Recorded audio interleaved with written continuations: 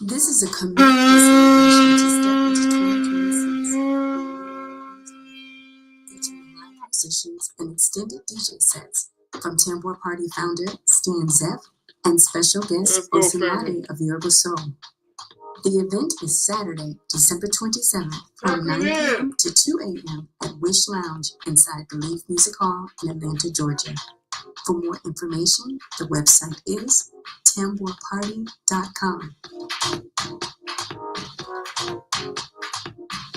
WRG Atlanta, 89.3 FM Radio Free Georgia Broadcasting Organization, Incorporated, provides a voice for those who have been traditionally denied open access to the broadcast media through the involvement of a broad base of community elements to guarantee that access. In the utilization of the station's facilities and in its programs, the following communities will receive first priority: those who continue to be denied free and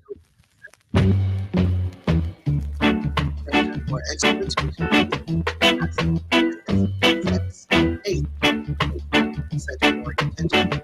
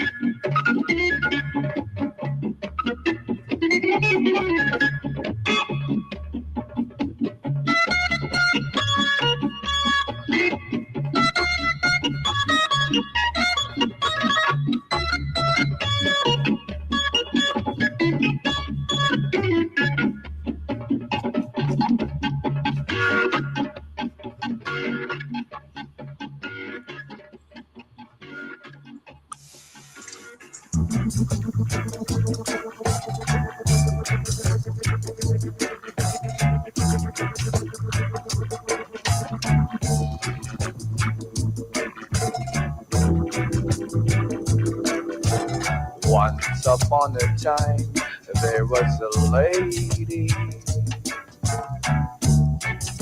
She whispered something crazy, and I know I got the feeling, 'cause she surely got me reeling. She told me reggae magic, reggae magic, reggae magic, reggae magic, reggae magic, reggae magic, reggae magic, reggae magic.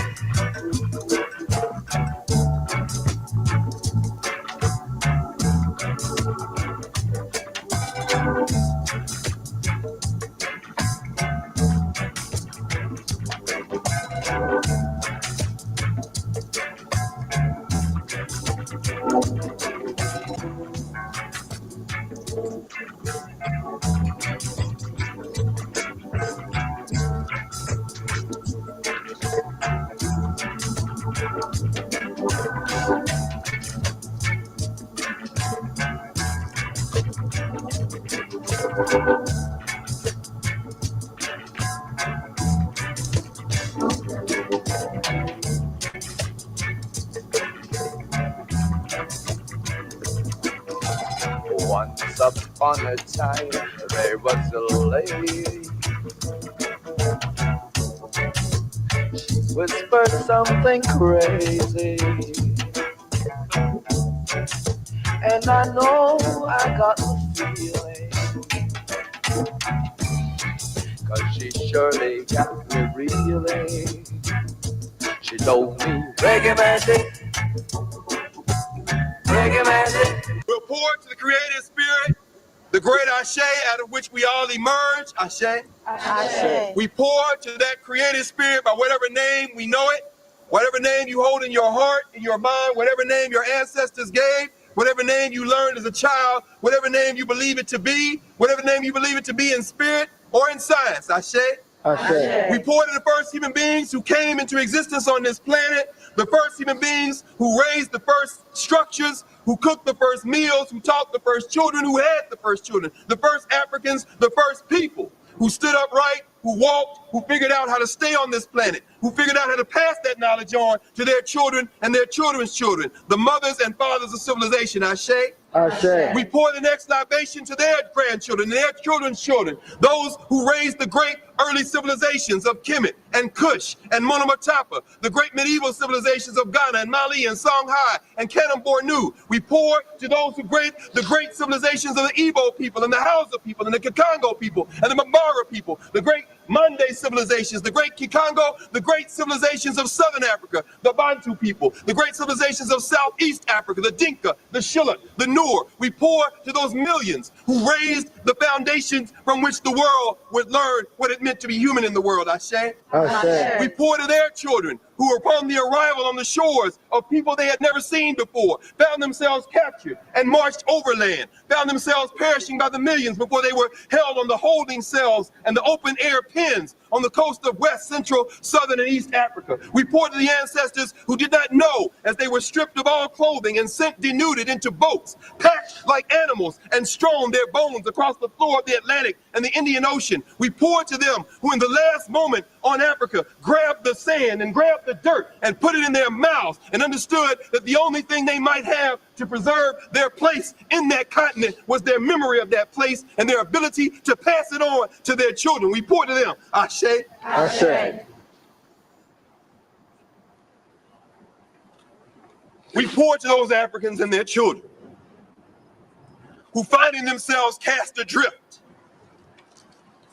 in Santiago, Cuba, who found themselves cast adrift in Porto, Spain, Trinidad, and Port-au-Prince, Haiti, who found themselves cast adrift in New Orleans and Charleston and Mobile, who found themselves cast adrift in Salvador Bahia, who found themselves cast adrift in Barbados and the archipelago that formed the wayward and the windward coast.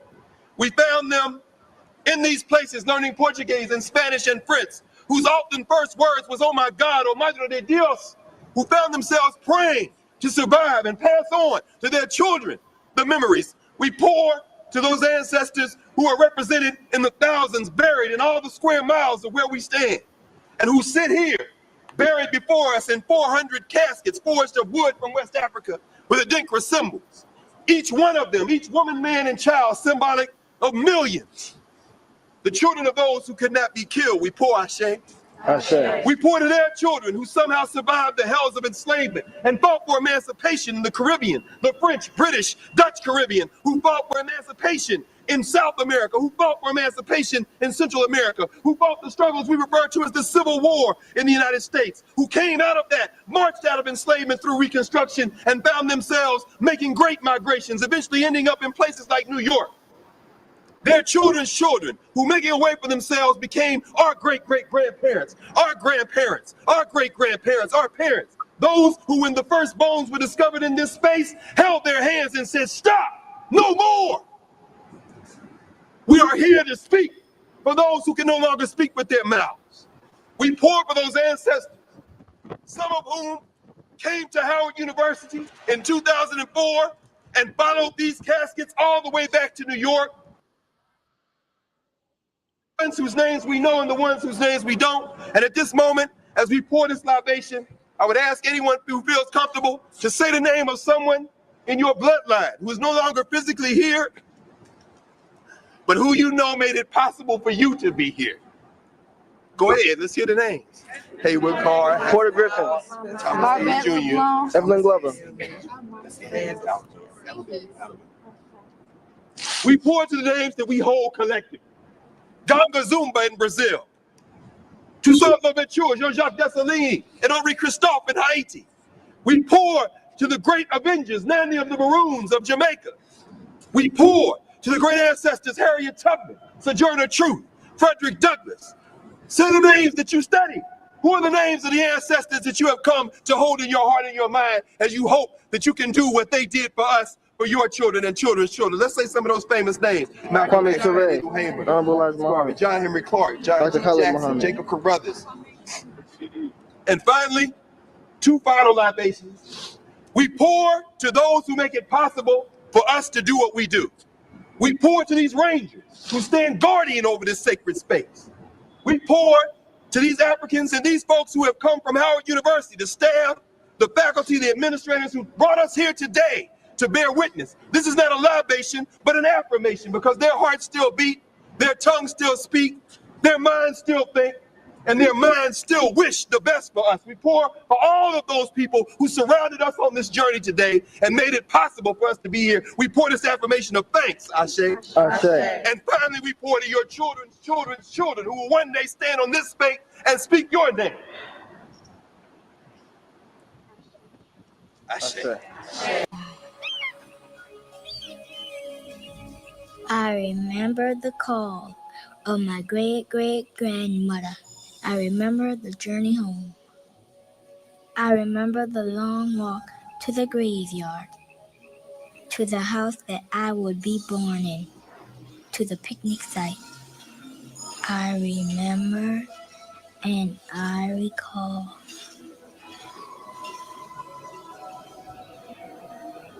It's 50 years since slavery, Mr. Sneed, but here we still give our children names like my own and I own her, you need her, I adore her, you adore her. We even have a Pete and repeat. Sometimes these islanders name their babies the day of the week or season in which they were born. Not to mention, everyone has several nicknames. Goober, Boy Rat, Hail, Carvis, Winter, Pigeon, Hard Time, Fanti, Cuda, Okra, Yono, Sish, Alex Mine, Jacomine, Jasper Mine, Corn House, Bina, Shango, Obatala, Oya Yansa, Yemonja, Eshu,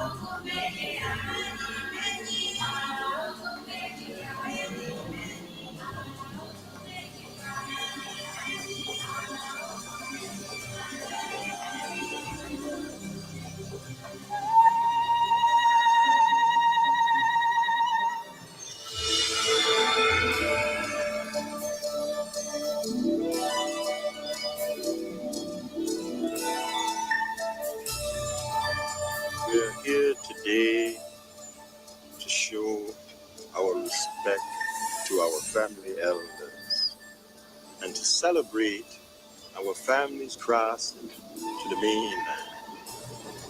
But we're also here today to honor the old souls, many who from the very, very beginning of our creation guided our journey from one world to another.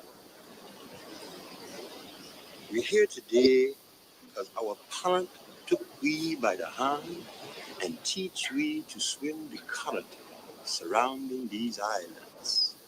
And they teach we to and recollect how we live in a time before freedom come in the old days. They didn't keep good record of our birth, our death in the selling of the slave back then.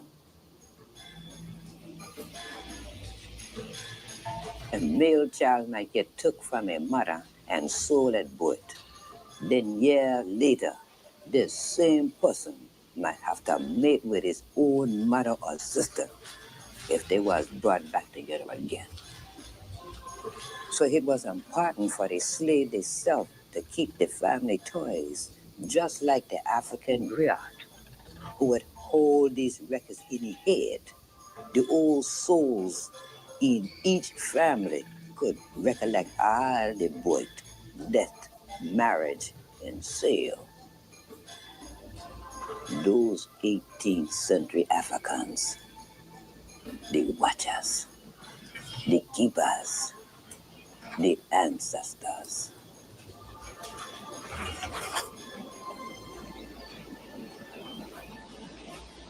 Atlanta, 89.3 on the FM dial. You're tuned into the Ancestral Rock on your station for progressive information and handpicked quality music. We do give thanks for the giving of thanks. The ability to just join together, in the fullness of time.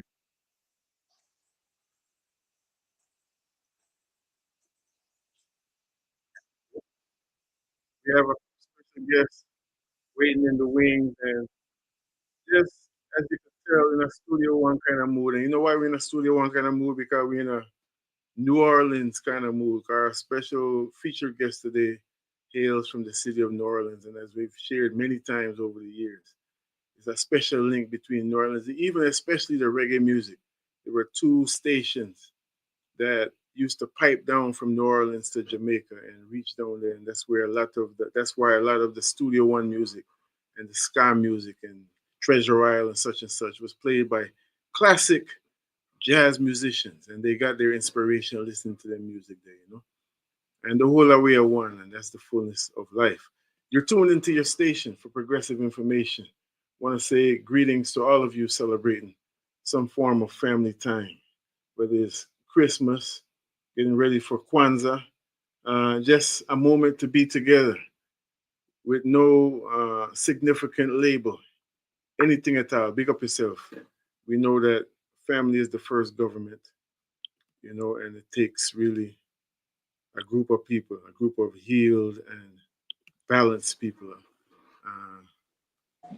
optimally. It's not always that way. Life has its twists and turns, but that's the goal. Strong people with balanced character acting as pillars in the first government, and then we move from there. And some may argue, and it's a very legitimate argument if you want to use that word, that actually the first government is the internal one. Many different ways to look at it. There's levels and levels. Anyway, speaking of government, on the phone line with us, we have a brother who is no stranger to our community. I don't know if he still holds that station, so he's going to correct me right now. But last time he was president, I think, of the Provisional Government of New Africa. Also, as we play Paying the Libation, many times in our community in Atlanta, he's called upon to call libation, and always does it in a very inspirational way. And wear many other crowns. Baba Jamoke. Greetings, Baba Roscoe. How you doing, beloved? I'm great. How are you? Blacknificent. Giving thanks. So we don't have too much time according to somebody's clock. It says 2:22 in the afternoon. I want to hail up everyone that's joining us on the World Wide Web at wrfg.org as well. Remember, if you're locked in on YouTube right now or Facebook or one of those other apps and you need to move from where you are, you can always check us. 89.3 on the FM dial and around Atlanta, even all the way to Macon and sometimes southern areas than that. And also, of course, on the World Wide Web at wrfg.org. But as I just alluded to, Baba Jamoke, it's Kwanzaa time coming up. I know you got some good news for us. So we love good news. Yeah. So I want to give you the opportunity to share the good news with us. Sure. Well, thank you for giving us this opportunity to spread the good news through this platform of WRFG 89.3 FM, our community radio station. Did want to do the correction, though. I no longer serve as president. I currently serve in the position of Minister of the Interior for the Government of the Republic of New Africa. Yes. Give thanks. Yes, as well as continue to work very diligently in the reparations front in Atlanta, where I serve on the Atlanta City Reparations Study Commission, and also work with several other formations that are advancing reparations locally and nationally. Yeah. But in terms of the Kwanzaa hat, and as well as you mentioned the Tembiko hat, in terms of the Kwanzaa hat, I'm very proud that a group of us got together to issue the Atlanta Resource Guide, Atlanta Kwanzaa Resource Guide. It was something that was started, we believe now, 87, 88. For sure, I have an 88 edition. I'm having a conversation with Sister Akena that there may be even an earlier edition. But we know for sure from 88 to about 2013, every year there was a Kwanzaa Resource Guide that was put out by the Metro Atlanta Kwanzaa Association. You always look forward to it on the newspaper rack and all the different shops in the community. Yes. It's been dormant for about 12 years now. And so myself and Mama Nabantu Akawanda, Brother Zaki, Sister Amina, and Kai, we work diligently to bring it back online. And so now we do have the Atlanta Resource Guide for 2025. And as also, we consider it just in time for the 60th anniversary of Kwanzaa, which will be next year. Oh. So 60 years of Kwanzaa. I know, like I said, we don't have a lot of time right now before we go. Last time we were here, we most likely, especially speaking of Kwanzaa, we most likely would have shared reflections on how the ebb and flow, if you will, of community involvement, and many of the different reasons that have been brought up. One of the things about so-called Gen Z is that our children, their generations are that they, as some people would call it, the age of Aquarius, whatever you want to label it, whatever reason you want to give for it. This is a revolutionary time, in a more profound way than it has been in many centuries, even, maybe even millennia. And so questions come up about like what everything is being put on everything is being looked at with a needle, with a needle nose telescope, and I think rightfully so. That's a natural thing, generation. If there's a new way, if we're saying that something new is coming in and a new world is being created and birthed and all that, surely we would expect that the old naturally would be faltering as well, and decaying. In nature, that's what it does. That's what we're examining right now with this season. But all that to say, I'm just curious of how do you feel about Kwanzaa as you have seen, just from your perspective, as you have kind of identified it, the purpose it plays in society. How you feel about how Kwanzaa is observed in this time? Yeah, that's an excellent question. We've been having this conversation a lot in terms of, what do we need to do to bring the younger people into, not really bring them into Kwanzaa, because there's many who grew up celebrating only Kwanzaa, right? And they're now in their 20s and 30s and 40s, and they've only known Kwanzaa. And so, the question then becomes sort of like what you're raising, which is what needs to happen for them to embrace it more or push it more, or maybe, as you said, as they dissect it, maybe determine that it's not as profound as we need, thing that we need in our community. I don't know. Mm-hmm. I know that I'm always kind of pushing and nudging and dropping hints to the younger generation of, what can we do to take it up? If it's not seen to be cool or relevant, to your generation, then that's up to you all to make it cool and relevant to your generation, right? Mm-hmm. So, we talk about things like, where are the Kwanzaa movies, or even just a movie that just has a Kwanzaa scene in it, right? Mm-hmm. Or where's the, Kwanzaa music? We do have, grassroots artists that have produced some very nice Kwanzaa music, but really no high profile, African American artist has really produced a Kwanzaa song other than, we could say Teddy Pendergrass, we could say Sounds of Blackness, we could say Sweet Honey in a Rock, but that's, what we have at this point. Yeah. So, and, maybe we need Kwanzaa animation, Kwanzaa cartoons, Kwanzaa app. I don't know, but yeah, naturally things progress with time. One of the things about Jamoke, again, I don't want to sound like a broken record. Before we let you go, one of the things that became a very prevalent even debate amongst many people of the African community is about the founder himself, Dr. Karenga, and some of his reported, documented by some people. There's a book out, Abuse of Women in the Organization. So even specifically in the perspective of like sexism and patriarchy, because everybody got, there's nobody that's perfect in the world. So it's not about someone's flaws, but in that context, there are many people who have distanced themselves from Kwanzaa just for that alone. And that's part of the new think. And I call it that respectfully, I guess. There's some respect there, if I'm to be honest. But what I mean is there's like a kind of a prevalent cancel culture in society. right. And on one level, again, acknowledging the fact that the old must decay for the new to come. So that a lot of stuff got to get canceled, right? And then it seemed like some other things are very quickly painted with a big brush. So that's one of the elephants in the room. And I'd just like to ask you to discuss that, because it's a very understandable position. If the people who are looked at as the founder, as one person in particular, as the founder of this and he exhibited these types of character flaws in the heights of, or in creating in the space of creating Kwanzaa, then why would we celebrate it? How would you address that? Well, we have to make a distinction between the message and the messenger.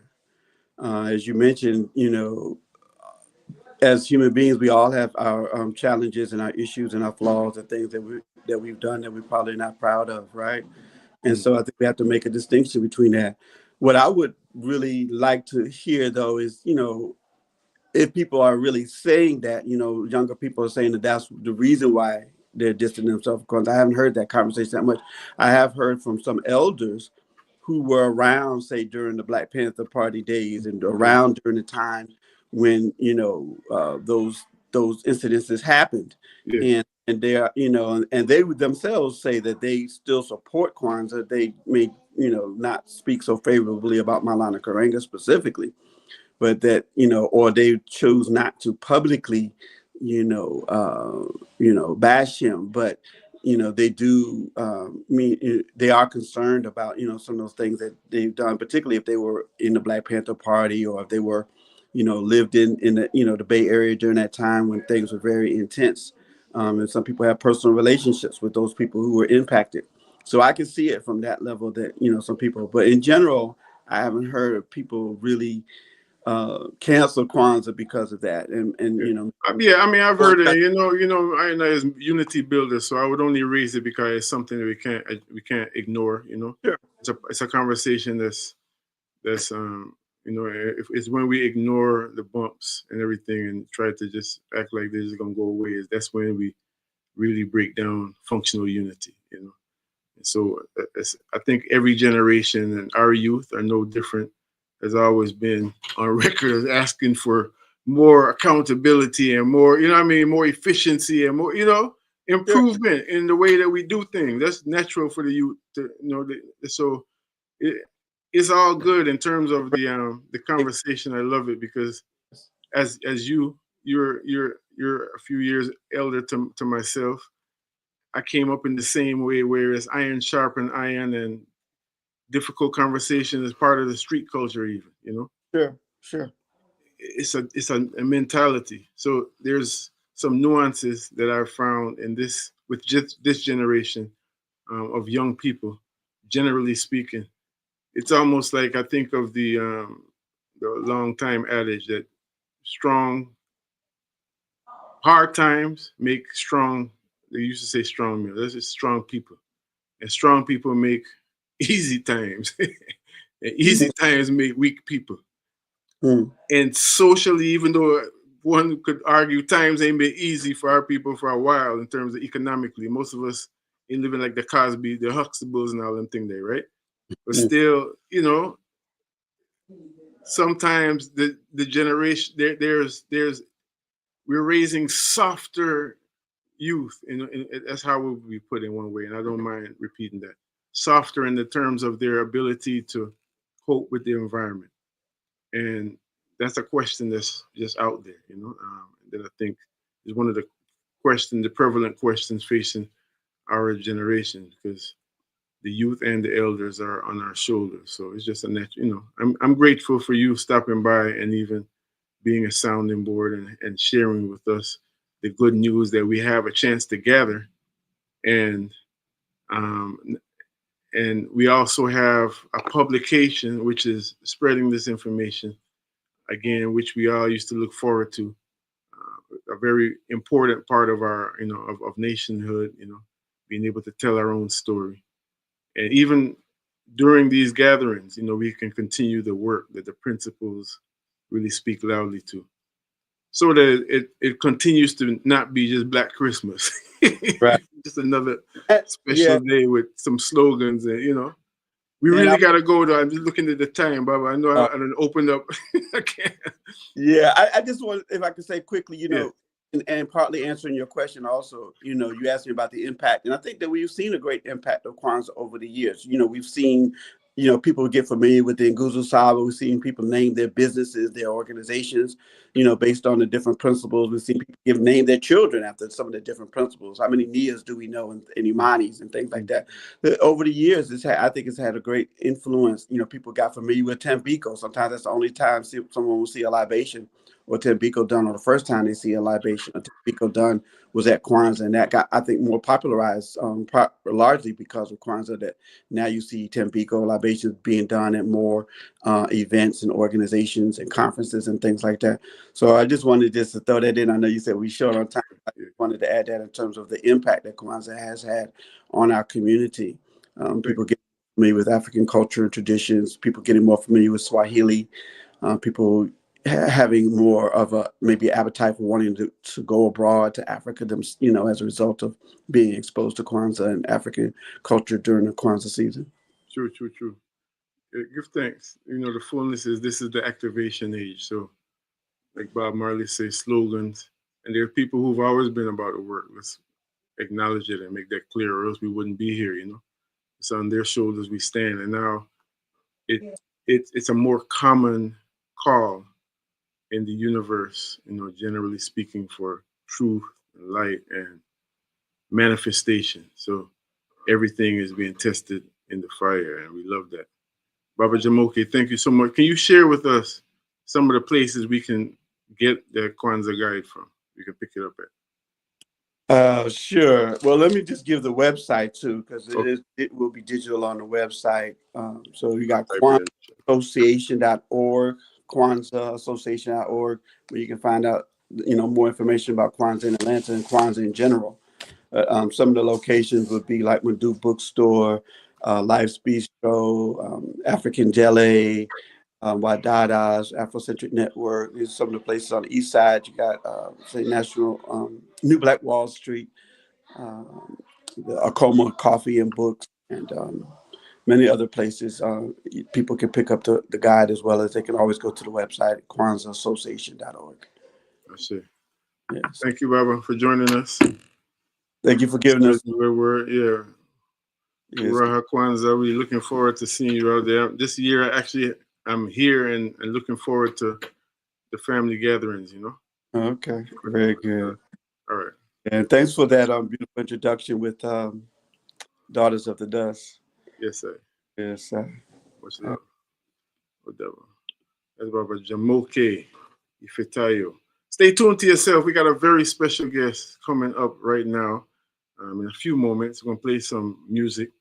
We invite our guests from time to time to be also guest DJs. So I can't announce the tune because of the FCC rules, but I'm actually going to play one of our special guests, one of our featured guests, songs that she sharing with us today. I think it's very much appropriate to open up with this. 404-523-8989 is the number. 404-523-8989. Look forward after this introduction.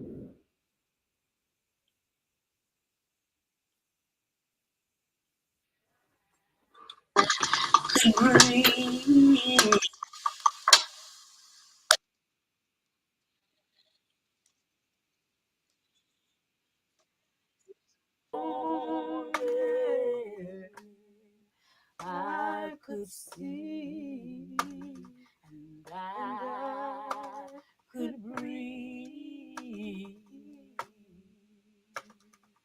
I woke up this morning.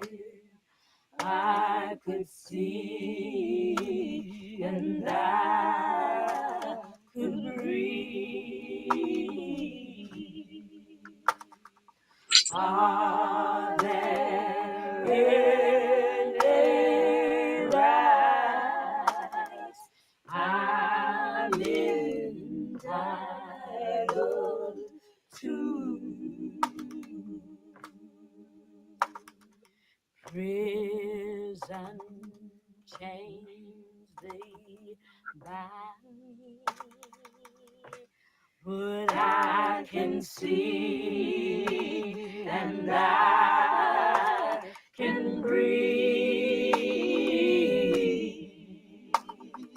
Prison chains they bind me. I can see and I can breathe. Prison chains they bind me. I can see. Election year coming up in the U.S. And the Republican administration felt that black folk who were largely Republicans in those days might vote for the other party if Garvey was not released.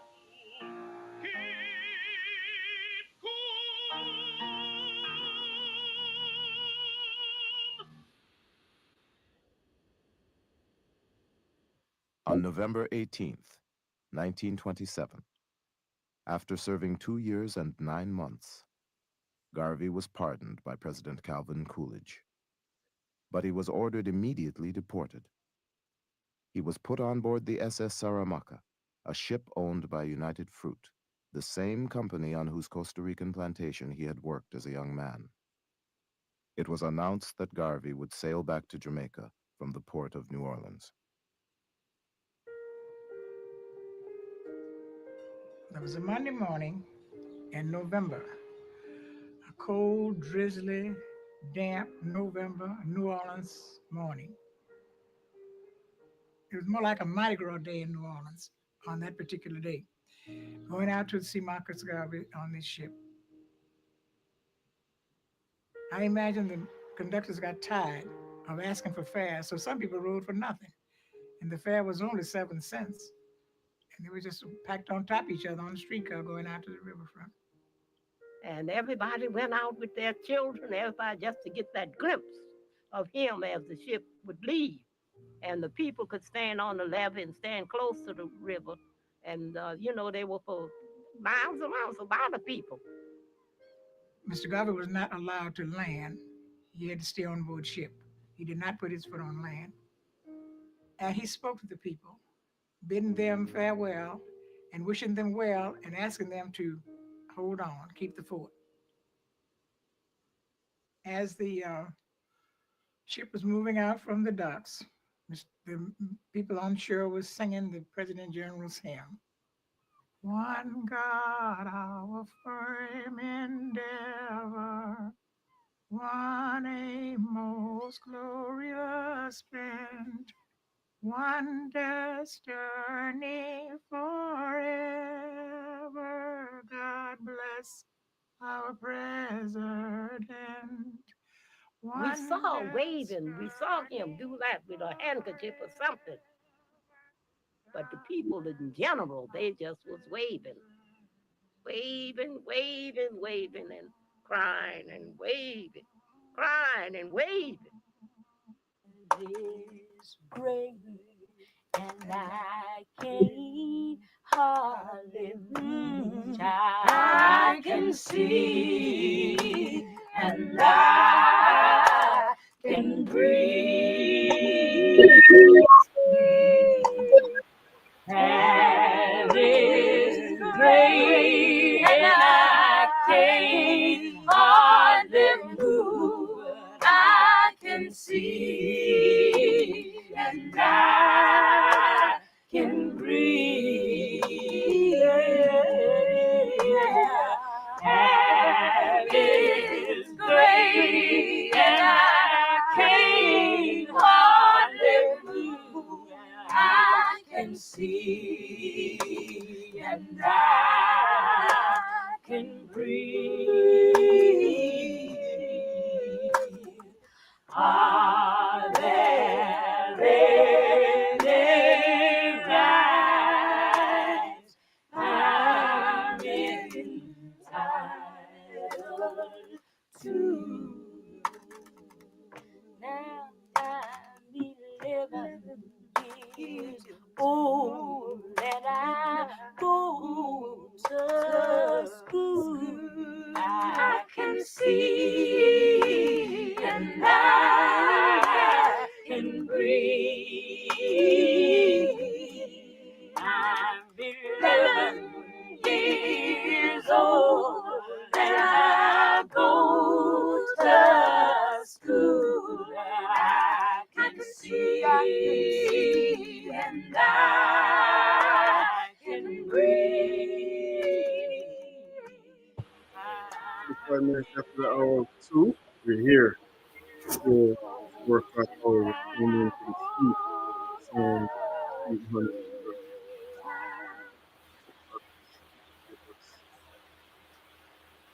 Music. Long time. 404-523-8989 is the number. 404-523-8989 is the number. We're according to how the vibes move to make this calls a little later on. Right now, I have the very deep honor of introducing to some of y'all, or maybe know her already, reintroducing. I hope I get her name right. It's Mama Mawiyah Kai EL-Jamah Bomani. She's a native New Orleans educator, a spiritual disruptor. Yeah, I love that. We're going to talk about that. Whose work spans literature, theater, and African Traditional Spirituality.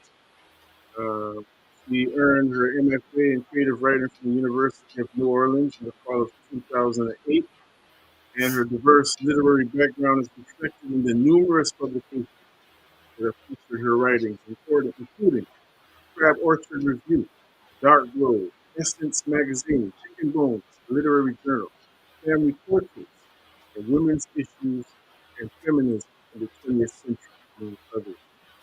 She's a playwright, she's a mama, she's a wife. If I read her bio, it will take all afternoon, you know. So the full, I would say, bio will be the conversation. Let's put it that way to keep it simple. So I'm happy to welcome you to the airways of WRFG. Yeah. Thank you for having me. Thank you. Good afternoon. Thank you for taking time, family time, to be with us this afternoon. Thank you. Yeah, I'm looking for this setting here. We got this. Okay, here we go. Yeah, so the first thing I want to start with is I was just doing some research, and I heard something you said that was very profound, attributed to your mother, who you mentioned her as a simple woman, a simple church woman, who understood that it all goes together. Right. Even before that, the Marcus Garvey clip that you showed, I was in tears about that. Wow. My grandfather was there when he wow. And so he would always constantly tell that story about the first time his heart was broken, right? And being in tears, and how he never forgot that. So that just tore me up. So yeah. So I just wanted to say that. Give thanks. Give thanks for our ancestors. The name of this show is The Ancestral Rock, you know? And I don't have to tell you why. In a very simple way. Yes. So again, thank you for joining us. We're very excited. I haven't said I know him more than online, but we've been interacting for probably 12 years now. Your husband. Yeah. Lasana, the poet. Yeah. That one that ring with me, you know. I told him when I met him, I have an uncle in Trinidad who was part of the African Cultural Revolution down there called Lasana Kwesi. Okay. But anyway, I've been very intrigued because as Brother Lasana speaks of you, and I'm seeing some of your work, you know. It's a whole universe in itself, you know. I must say that as a brother, it's beautiful when I see a man refer to his wife as a whole world within herself instead of just like my wife. Right. You know, and that's a reflection. So anyway, that led me into a little bit of your world. And one of the things that caught my attention was naturally when he said you had a new book out, and it's about stories. You know, our stories. Yeah. War stories, celebration stories, victory stories. That's what the book said, but that's just my interpretation. For full disclosure, I plan to at least get the book and read a little bit of it before we were able to speak, but I wasn't able to do that. So it's all good. There's so much that I want to share with you and ask you to share with us.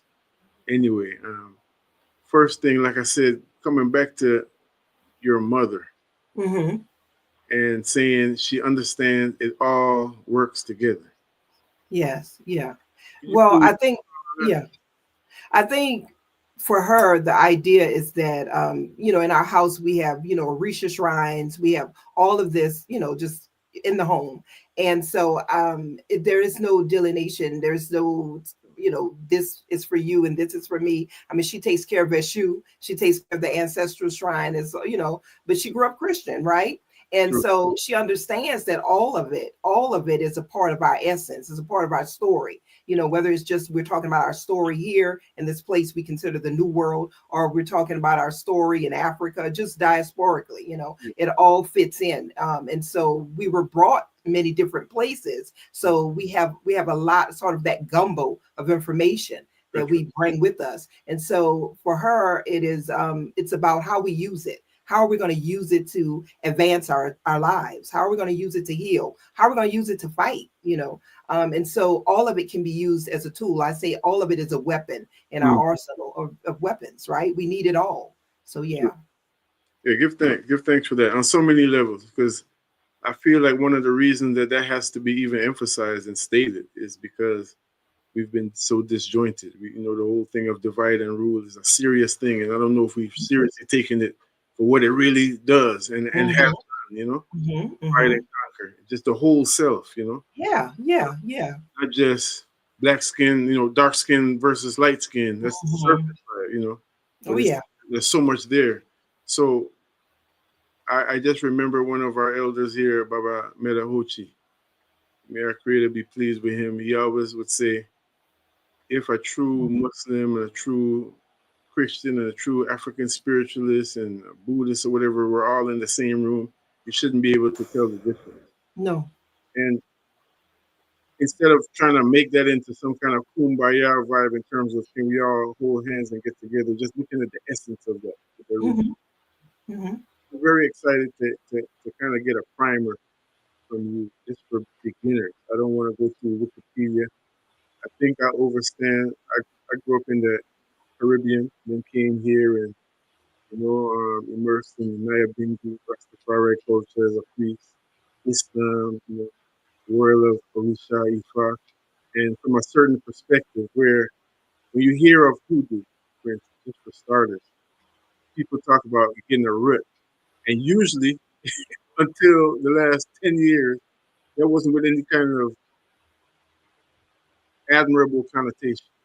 Right. Or whatever. Right.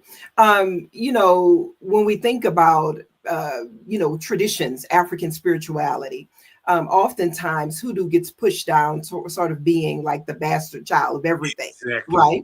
And so what we're starting to see is that if we examine its earliest beginnings, it was people from all over, right? Different parts of West Africa, trying to figure out, how do we survive this place? How do we come up with herbs that are resemblance or, spiritual resemblance, physical resemblance of what we had? So how do we do all of that here? How do we do that with the knowledge that we have from Native people who are here, the Native Americans, and then from whatever the Western, this white European man or woman has brought into this place? How do we create something here for ourselves? And so it was just the putting all of that together, figuring out, how we're going to have a language for it, how we're going to use it. And then we get this hoodoo, this idea of hoodoo coming from that. So, the notion that because we don't see initiations as often, right? We don't see elaborate, money making ventures coming from it,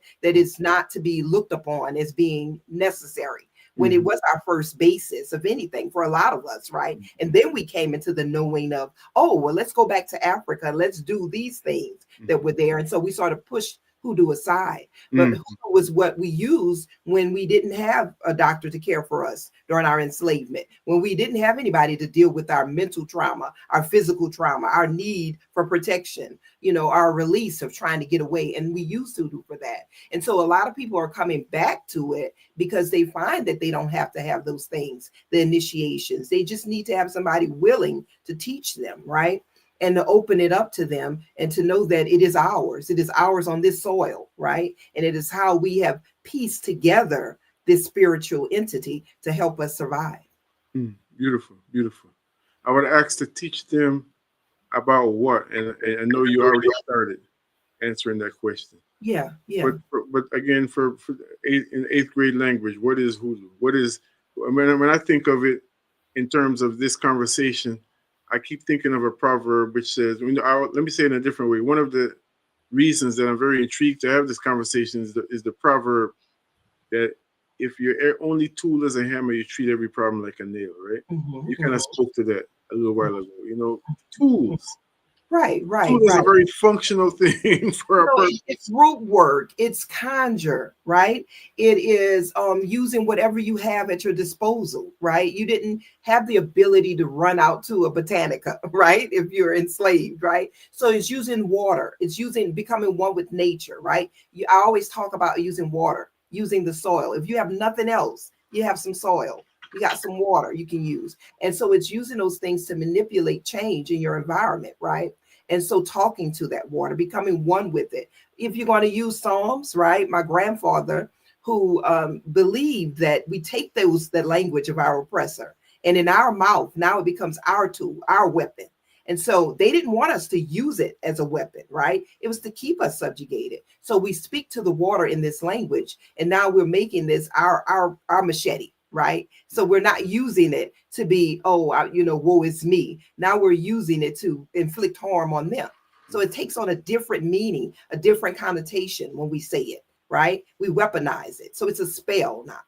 And so for me, Hoodoo, that's what Hoodoo becomes. That's what it teaches us. It teaches us how to open up our thinking to what we have, our resources here in this space to do group work, to do conjure, to protect, right? And all of these things to instill in us the ability that we can be active in creating change in our environment. Because for a lot of us, it's just the empowerment of it all. I want to be more active, but I'm afraid, what can I do? How can I do that?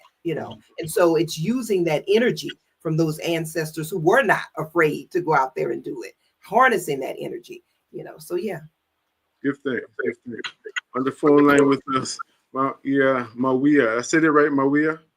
You said it right. Perfect. Okay. Yes. I was trying to remember the rest of your names without looking at my El-Jamah. Mawiyah Kai EL-Jamah Bomani. Yeah, you can just say Mawiyah.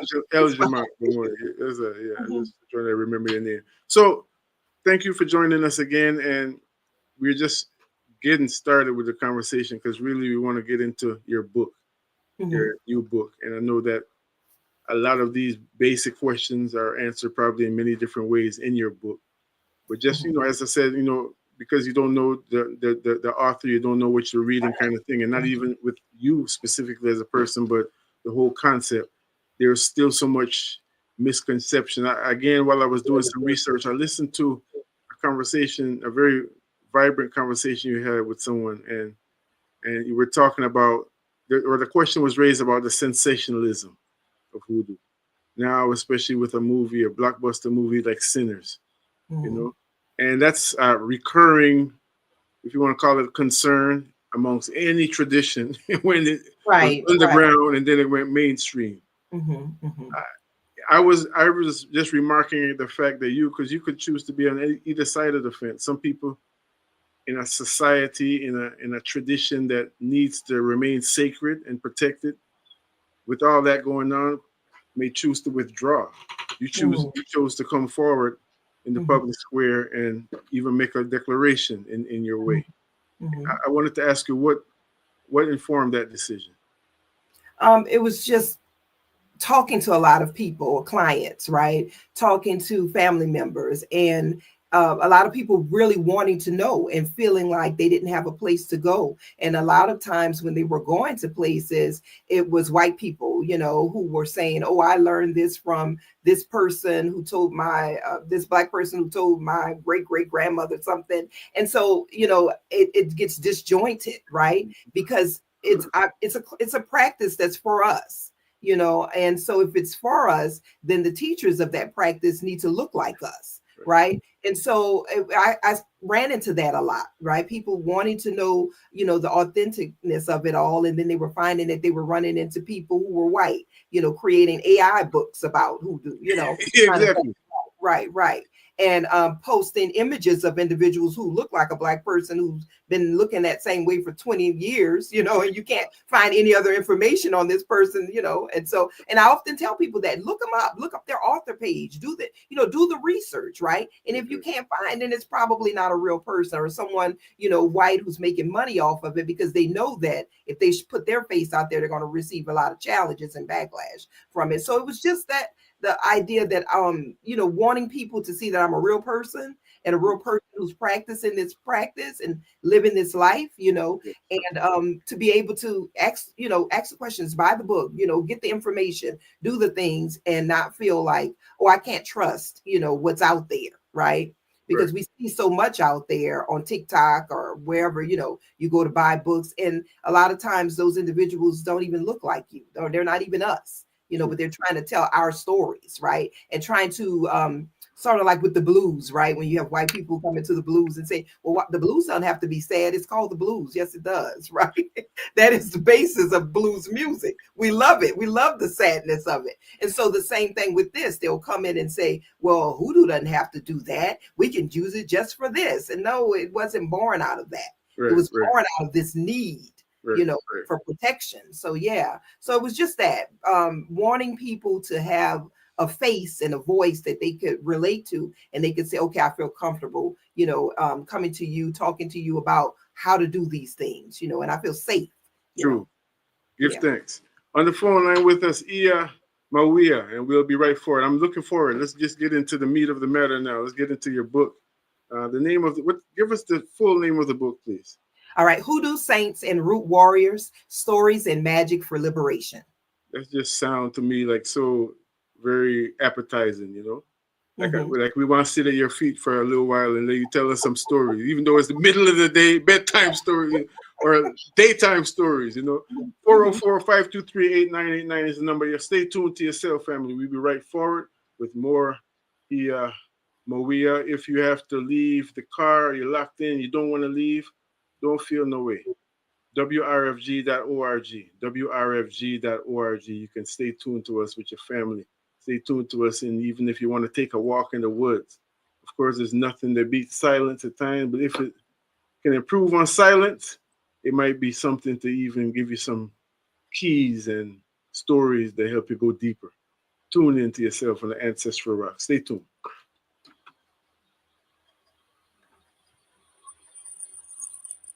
And the following sponsors. On Saturday,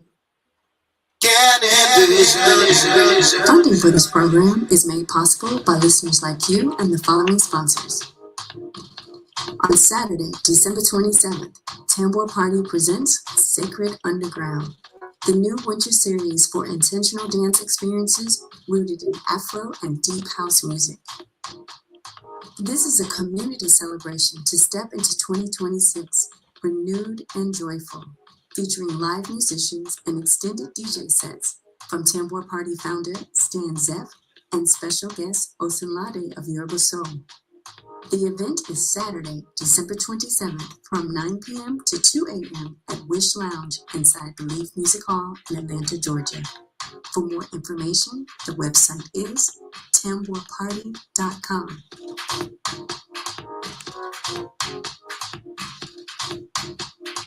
Your station for progressive information and hand-picked quality music. Give thanks to Baba Stan Zeff, Sister Jackie and the crew, always keeping us alive on the dance floor, tambour style. 404-523-8989. Stay tuned.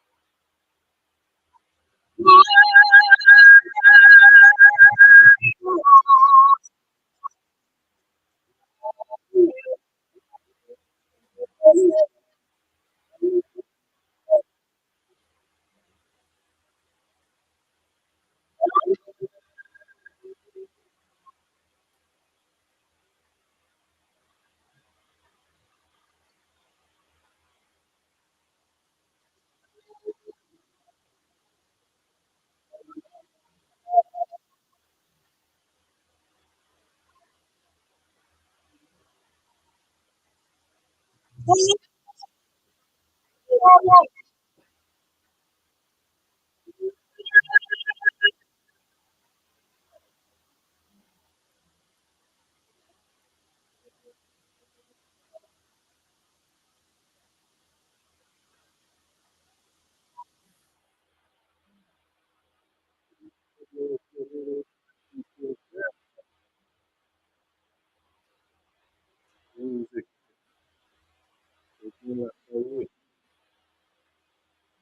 In the ancestral rock, and our very special guest this afternoon is the Mawari, Mawiyah Kai El-Jamah Bomani. She's a playwright, as we mentioned, a very noted playwright, a celebrated playwright. Also, in her spiritual life, she is a respected practitioner, identified as an eighth generation Egun medium. Eighth generation. I mean, there's so much more to this, but I just want to pause right there. You know, because when we talk about the circle being unbroken, especially in the context of oppression, that's a beautiful testimony. Yeah, It gives yeah. to your family. Mhm. They're just a connectedness. I think when even before my initiation in Ifa, I could see spirit, so I knew that that would be something that would come up, right? And my mother was the one who taught me, how to deal with spirit when you see True. that energy. And so when it did come up, and then they said, that, the women kept coming and they kept saying it's from this point and this point. And then it was, 8 women came. So it was a blessing to understand being a young, going back to a time when I was younger, understanding the connection, right? Because I started seeing spirits at about 5 years old, right? And so very young in New Orleans, attending Catholic school, that's a lot, right? And so my mom was quick to say, don't tell those nuns you see spirits, So yeah, it was just this idea of how to harness that energy. She talked me through it, in terms of how to still have a childhood and how to let them know that there are things that you can help them with, but not at this time, right? And so they can make themselves known, but to keep traveling, right? And so the house that we lived in, it was all constant spirit energy moving throughout the house. And I remember when my father painted the kitchen door, because it's a shotgun house in New Orleans, straight through, right? And so he painted the kitchen door black, right? And it was this glossy black.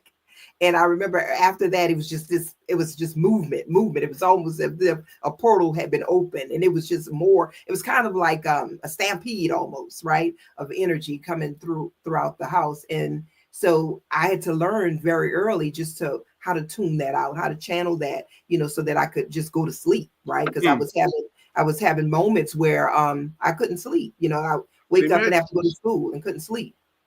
I can imagine. I mean, as a young person, especially.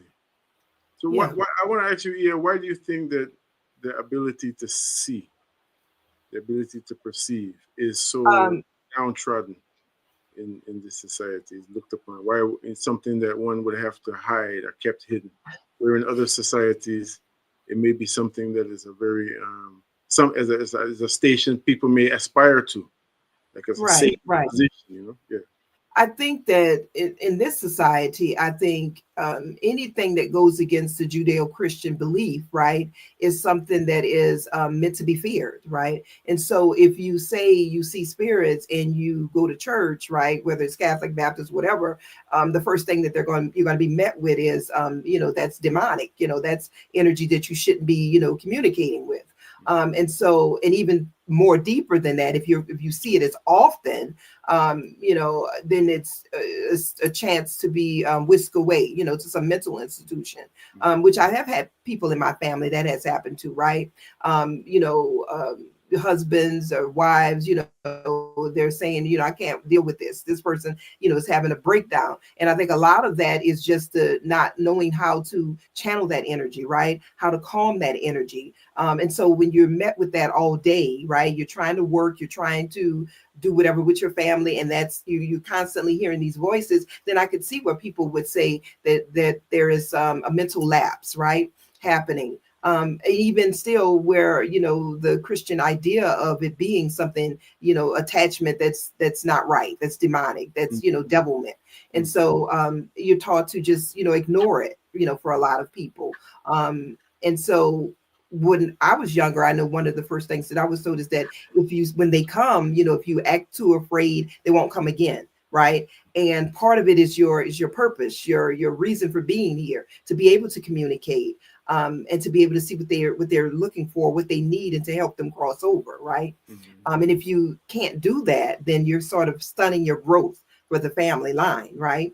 And so, yeah, I just think that a lot of people can see and they just choose to ignore it, and or even push it back so far that it becomes something that is, just not easy to access, Yeah.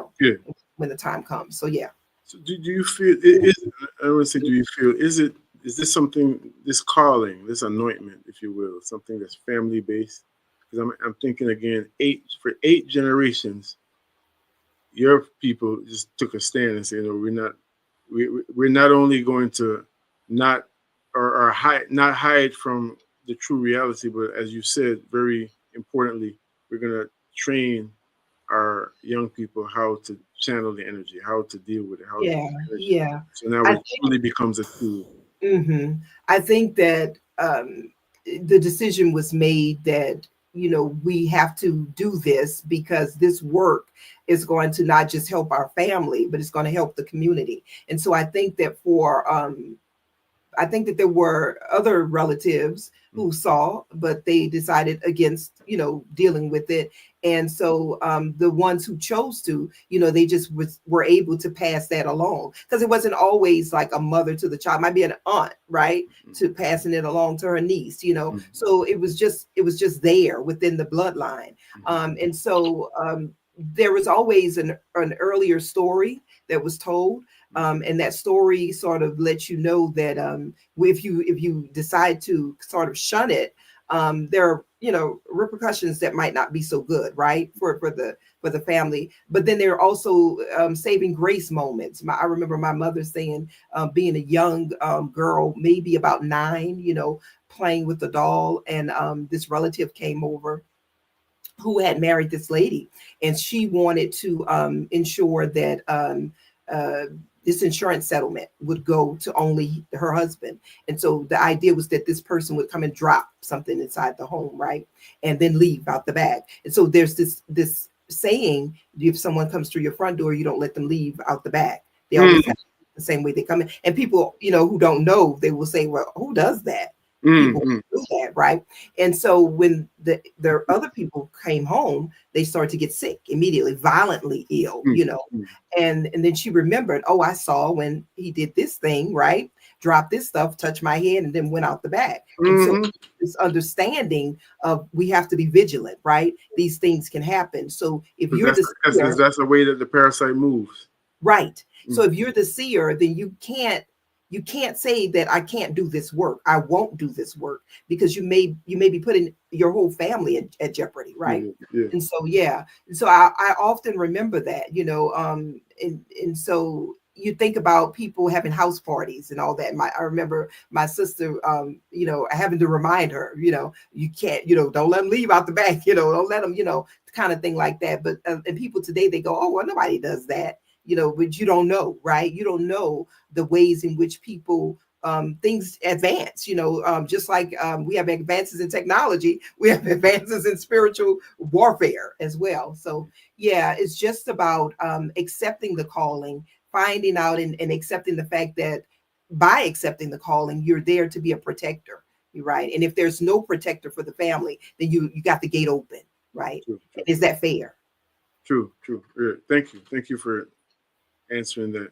And a portion of what I was thinking, I was just curious about how the spirit, or again, the calling is anointed or spread amongst or placed? Is it when a family holds it, like your family obviously is a special family that from generation to generation has continued to do so. Sometimes, as they say in the church, you might be in a lonesome valley, and it might be an individual.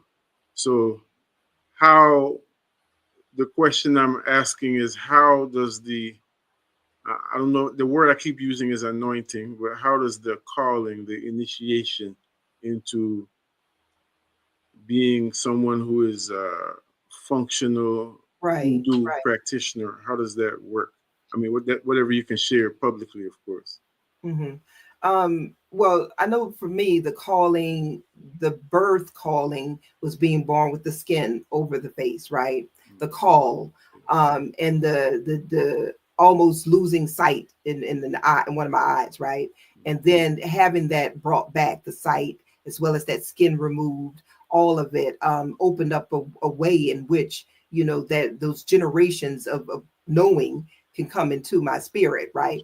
But in terms of teaching and growing and helping other people grow, I always tell people to start off first with the stories from your family, right? Because even though oftentimes people don't call things that they do hoodoo or conjure or root work, they have a story about something that their grandmother did or their aunts did, for protection, right? And they'll say, oh, well, yeah, we did this similar thing. I always talk to women about, when we used to get our hair done, right? And so when somebody's cutting your hair or they're doing something to your hair, and then there's hair on the floor or whatever, and they don't just throw that hair away, people say, no, we didn't, we never did. So we would burn that hair, right? Because there's always this notion of leaving that hair exposed. A crow could get it, bird could get it, build a nest, and that'll drive you crazy. All of these things, right? And so people say, yeah, well, that's hoodoo, right? Now they may not say that. You say that to your relative, they may say, you get out of here, don't you be saying that. I don't do no hoodoo, but all of these things becomes part of the legacy of conjure. And so the more stories that they start to think about, right, they start to feel comfortable with calling it hoodoo because they see these practices, cleaning off the steps, with red brick in New Orleans, right? First morning urine, red brick, sweeping the steps, going to take care of the graveyards, right? All of these things become a part of this hoodoo, canon, right? And so even if you don't call it that, if you call it conjure, if you call it root work or just something we do, you can be taught how to add to that, right? And it's like a recipe book, how you can fashion it. So that's what I tried to do with my book. Just add on to some of the stories that you've probably already been hearing, some of the things you've probably already been doing, but you just don't have a label for it, right? And so how we can add to that, using a lot of the stories that I give in the book. And so I give stories, historical accounts, but I also give, client accounts, what people have said, family members have said, things that they're dealing with today, because I want to tie the past with the present. Because it's not just enough to talk about what happened in the past and this is why you should do it. You need to know how that would fit into your world today, right? So that's what I want people to understand, how they can utilize hoodoo today. The same ways we needed to use it for protection, in terms of being activists, freedom, fighting for this or whatever it is we're doing. We're still doing those same things today, and it can still fit. Sure, for sure. 404-523-8989 is the number. Mawiyah is our guest today, and she has published. She's taken the time. She's made the sacrifice. All of those things that need to be said when an artist does what an artist does. It's not a joke thing to be taken for granted. We all, for some reason, with a very natural reason, we all enjoy it and benefit from it. However, again, even for the sake of really learning to count our blessings, like our elders say, and recognize all the gems around us, it's good to reflect on what it takes to create these life-giving, offerings that our authors and our songwriters and our, everybody does in their own way. Basically, just to appreciate what it takes to live life, and this grows a certain sense of solidarity. I would even say deeper than what we call empathy. Mawiyah's book is Stories and Magic for Liberation. I love how magic is spelled Magick, and I saw that to be something that seems kind of consistent, maybe in the world. Hoodoo Saints and Root Warriors. All right, that's the name of the book. And I know you'll be in Atlanta soon too for an event for sisters. I think, if I'm not mistaken, for sisters only. But we'll talk about that in a little while. I really want to get into some of these stories. There's characters that I've heard of on the internet and on this thing, or even on some trusted sources and everything. Before I want to, and especially some people who may have been famous people in our community. Mm-hmm. I don't want to sensationalize the thing though. Let's get to some of the stories first, and I can ask some of those questions that I have towards the end of our conversation, if you don't answer them already. Okay. What's a story from your book that really sits on your heart to share today? I guess one that really, can I read from the book? Is that Please okay? do. Absolutely. Okay. So I'm looking to, I'm going to share the screen in a minute. Just go ahead and do your thing. I'm looking for the book cover. Okay. Go ahead, please. All right. Let me get it. I haven't marked off, but I have to find it. All right. So one of the stories that I talk about Sandy Jenkins, I talk about Frederick Douglass, right? And so I talk about the fact of Sandy Jenkins being the one who gave him the root, and the root we call High John the Conqueror root. And so in using this root, and so in creating the book, there was a lot of divination that went into creating the book. And so part of that is listing the names of people who came to me when I sat with my altar. First I sat, and then I wrote down the names that came, and then I divined on who wanted to be a part of this book and who wanted to be a part of something later, right? And so in divining in Frederick Douglass, the Sandy Jenkins piece came up. There was no way I could talk about Sandy Jenkins and not talk about Frederick Douglass. That's right. Well, then, I always try to talk to different groups of people. And so one of the things that came up was Anna Douglass, his wife, right? Mm-hmm. And so the idea of it being this uncomfortable truth about her and her life. So, and so just how all she went through, right? And we don't give a lot of importance or credence to it. And so I divined again to ask if she wanted to be included in this book. And she said no, but she wanted her story to be out there, right? And so I wrote this section, and I want to read this. It's not long, but it's called The Uncomfortable Truth About Frederick Douglass. Exploring the life of Frederick Douglass, particularly as it relates to Sandy Jenkins, raises deeply troubling questions. Many Black women, myself included, wrestle with uncomfortable truths about Douglass, specifically his alleged affairs with white women while married to free woman Anna Murray Douglass. The discomfort grows when we consider the impact these women had on Anna, often fueled by their privilege and misogynoir. White women like Julia Griffiths, Helen Pitts, and Audie Assing frequently hurled insults at Anna, mocking her for her dark skin and her illiteracy. They knew that because they presented themselves as anti-slavery advocates with money to burn and as benefactors to all things Frederick Douglass, Anna had no choice but to hold her nose until the day she or they died. Despite the criticism, Anna was the one who assisted Frederick with his intricate escape plan. She gave him her life savings to fund his northern travels, money earned from 9 years working as a domestic. She borrowed a freedman's protection certificate so he could gain safe passage to New York. She even sold her feather bed to help him with any surprise expenses that might arise during his travels. As the sailor's disguise Frederick used to escape, yes, she made that with her own hands. Anna risked her life and freedom for a man she loved, a man who at the time wasn't even her husband. She also worked tirelessly to avoid to aid other enslaved people. As part of the Underground Railroad, her home provided passage for a minimum 100 fugitive slaves. And despite being illiterate, she was heavily involved in the work of the East Baltimore Improvement Society, which provided intellectual and social opportunities for free Blacks in the area. According to Rosetta Douglas, Anna and Frederick's daughter, even though her mother had minimal reading ability, she managed the household accounts with ease. From the years of 1845 to 1847, when Frederick's abolitionist tours left Anna alone home to raise the children, she relied on her domestic salary to cover the family's living expenses. Writing about Anna Murray Douglas doesn't demean Frederick Douglass' role as an African American hero. Rather, it speaks to the situation so many Black women find themselves in when loving alongside charismatic, powerful men of color. Sisters feel that some white women start seeing them as a mark early in life, believing that they can take any Black man from any Black woman because their whiteness makes them prettier and more marketable.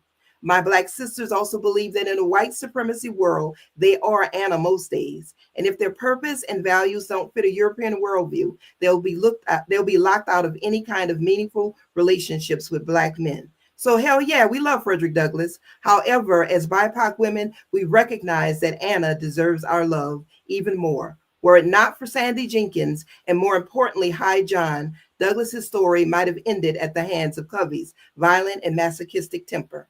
And were it not for Anna sewing that sailor's uniform and providing the freedman certificate, our dear Frederick might not have escaped to New York.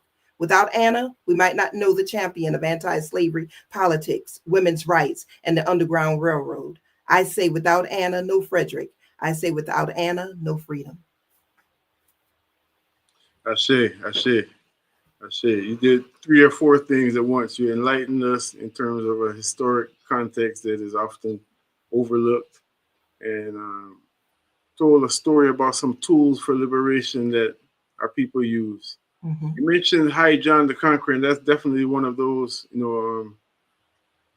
figures, energies, entities that is associated with the hoodoo world in terms of the pop culture.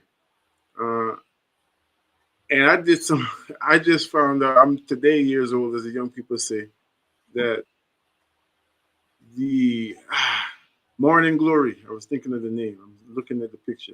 Morning Glory, which is a root, it grows all over the garden, which I remember when I first was introduced to it about 15 years ago, growing in this climate in Atlanta, when my teacher said, no, you don't want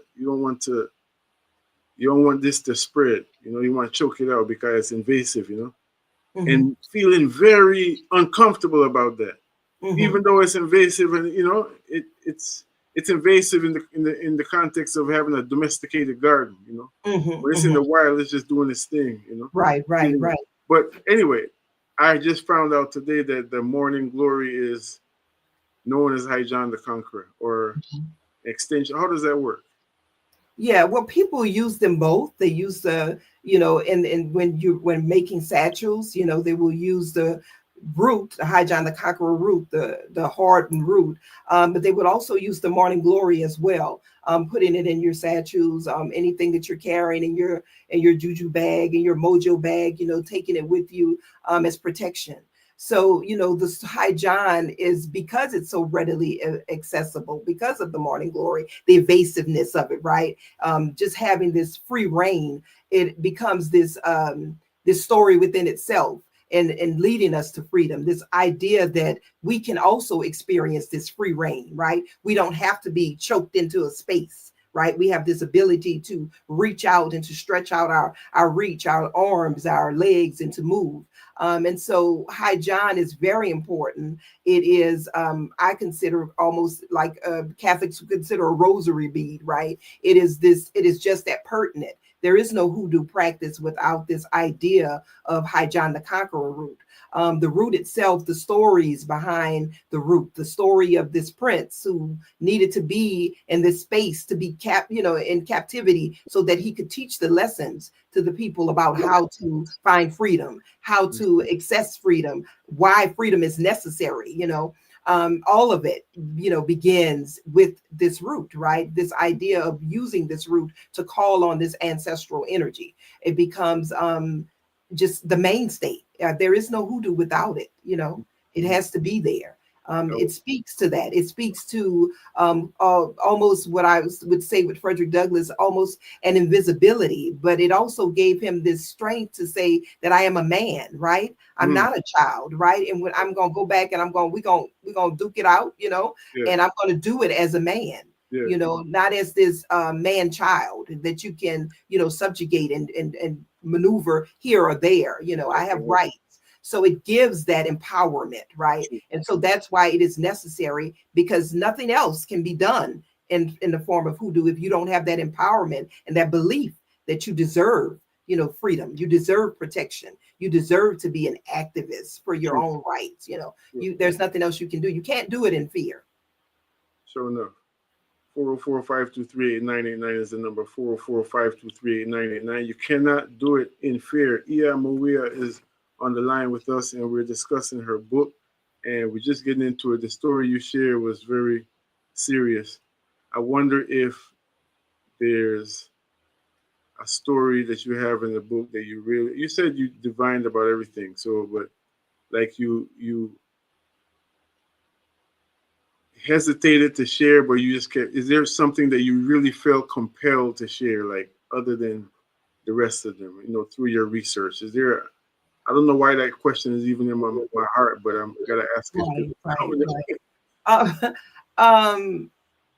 I think there was a longer story that really wasn't about a saint, but it was about situations that happened to people and how we could use to work with them. And so that one was a longer one. And kind of like the publisher, we kind of like, went back and forth about it. But it's one that I do share when I do workshops, right? And so I talk about gang stalking a lot, right? And so, and because, a lot of women, but men are experiencing it as well. In just this whole, we think about these CIA kind of tactics, kind of things, right? Going into someone's home, kind of like trying to make them feel as though they're losing their mind in a sense. Maybe pouring out half of their juice and topping it back up, a juice that they've just bought and they know, kind of, things like that to make them appear as though, they're having some mental issues so that they can lose their job. And so I talked to clients, right? And these were people who were working in high-end businesses, right? These, like $400,000, $500,000 a year work, right? And trying to have a voice or create a voice for Black and brown people, and they were being shot down. And so the tools that they were using were things like, like the gang stalking, spraying some spray in their home. And when they walk in the home, they're having almost cardiac arrest. So it was things like that they were finding for themselves that was happening more often than not, right? To people who look like them. Black and brown people were experiencing this at jobs because they were trying to speak up. And so I think that for me, that was a lot. And I really wanted to give a lot of attention to that because we would sit down and we would come up with ways in which they could use hoodoo to protect themselves, right? Right. And so, but I think the publisher and the editors, I think that it was a lot for them. Just the constant hearing of it, it's like all of that. And, and I was like, yeah, that's what they're covering. You know what I'm saying? I mean, and I would say the same thing to them. We think about racism and we think about tools of white supremacy, but as technology advances, these things advance too. So there are ways too. And so that was, there was one particular case with the sister, and she was working for it was a cosmetics industry, right? In the cosmetics industry. And so she was being faced with that. I mean, they were sending people to spray stuff around her while she was in the airport, right?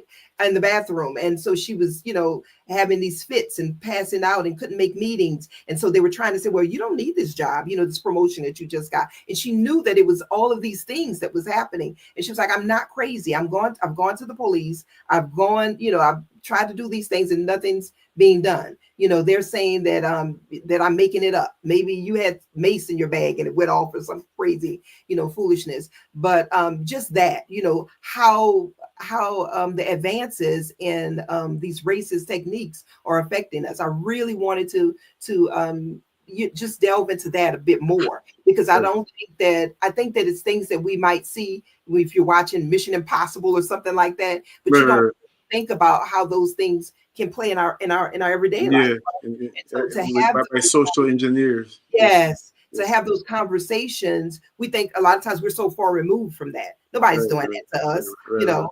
But I wanted to linger with that a bit longer, just to talk about it. So I tried to in workshops bring up her story and other stories like that, and then go into why it's necessary that we still feel that we need to be protected, right? That hasn't gone anywhere. Racism hasn't gone anywhere. It's aging with us, right? Things are happening. Yeah. And you know what excites you got me on the tip of my seat. What excites me about that most of all is that fact that I know that there's a solution. There's something we can do about it. Or else you wouldn't even bring it up. You know? Yeah. So let's talk about it first. Let's say that, let's acknowledge that this is here and this is still happening, and ask ourselves, how can this manifest, and then how also now let's look at how we can deal with it, how we can work it out. That's a beautiful thing.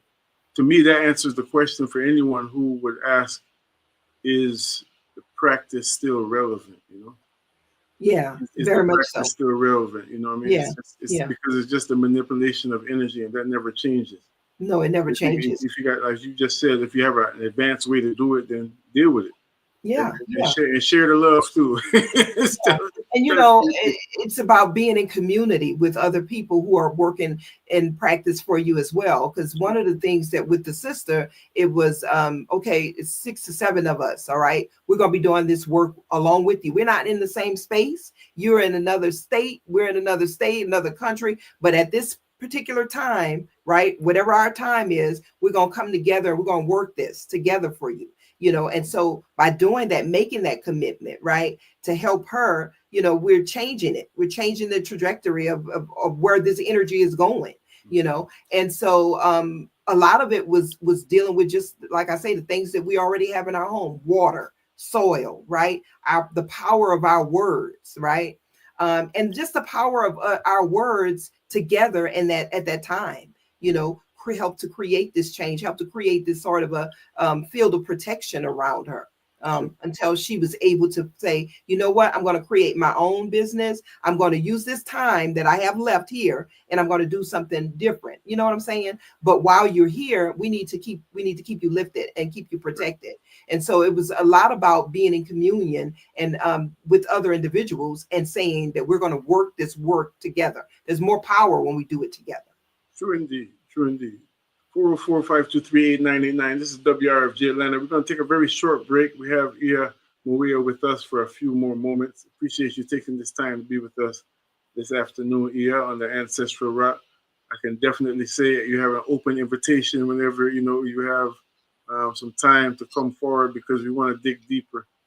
You are coming to Atlanta, so would you mind sharing the information, any kind of contact information or particulars? We can't mention price, of course, and just what people need to know. Yeah, it'll be at the Kindred Healing Center on the 3rd, from 5 to 8. But it's open to everybody. I know you mentioned women, but it's open. Okay, no, I saw that very. I'm a man. I'm born in the circle of mamas. Let me say that. You probably know that about me from just meeting me, but so I know my place. So when I saw, I could have sworn it said it's for women only. Okay. Well, it's open. I mean, because the work is for all of us. You know what I'm saying? Right. And so we all need to be, So, but like I say, 5 to 8 on the 3rd. And so if you on my page on Instagram, the Mawiyah Bomani, there is a link. There is a little you can go there, and then you can see all the information, pricing, and all that stuff, and you can look there and find all that. So there'll be books for sale if you don't have a book and you want to purchase a book. So Wonderful. We're going to take a very short break. We're going to play some more of this music, and when we come forward, I would like to do a few things. I'd like to definitely kind of put out some commonly repeated, often repeated ideas about hoodoo, and just kind of get you to either Okay. dispel the lie or confirm the reality. Okay. And also maybe, share a little bit more about your book. I'm really looking forward to reading it, and then I definitely would invite you back because it's a very compelling conversation we have. And even just the energy, the energy, as soon as I saw it, I'm like, man, this is so on time. How long have you been working on it? I started working on it probably about 2 years. I've been working on it. What happened? The I wrote way the you first. said that, it sounded like you were about to say 20 years. No, I wrote the first book, and that one came out in 2023. And what happened was part of toward the end, I was going to add in some of the saints, some of the ideas for the saints, and it was too much, right? And so I kept it on the side, and then I thought about going back to it, for a while. And then my grandfather, his energy came and he said, we need to work this. We need to work this second book with the saints. And so I just started divining. And once I divined on, who wanted to come forward for this project, it was a matter of figuring out, how to situate it in terms of clients, conversations, asking them if it's okay to include them, changing their names, of course, but also, just how to set up everything. How would everything look? And so, yeah, it took a minute because I wanted to be honest and true to the spirit energy, but also I wanted the people to be able to really see themselves and get information from it that they could use. Congratulations, congratulations, because I know it's a labor of love for real. Thank you. We pray that the seeds you've sown will, definitely spread on very fertile ground with deep roots, because this is the Sankofa time, is the remembrance time. So if there was the whole divide and conquer, it also needs to be spoken, stated that the healing is happening, the remembrance is happening. It'll be in that time. We'll take a short break. We can't pre-announce it due to the FCC thing, but this is one of our special guests, the Mawiyah's guest select. Tune to yourself. Now we got a revolution, 'cause I see the face of things to come.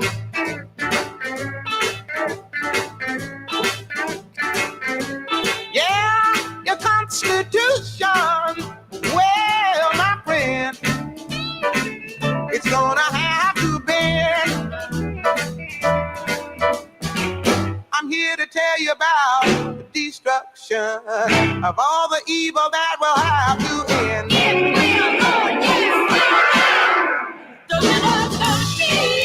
All right.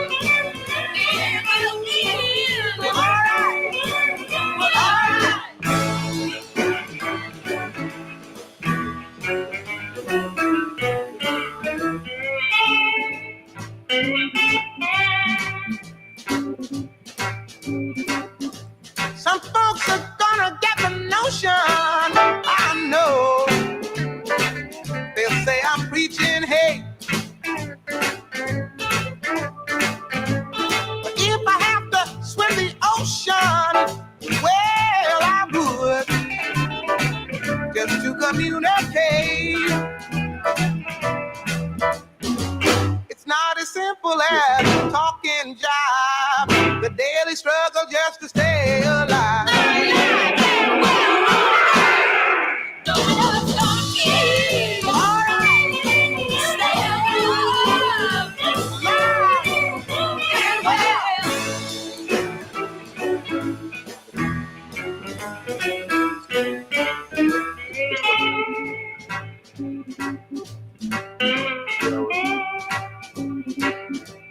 Sing about a revolution because I'm talking about a change. It's more than just air pollution. Well, you got to clean your brain. The only way that we can stand in fact is when you get your foot off my back. Get off my back. Don't you just don't be all right.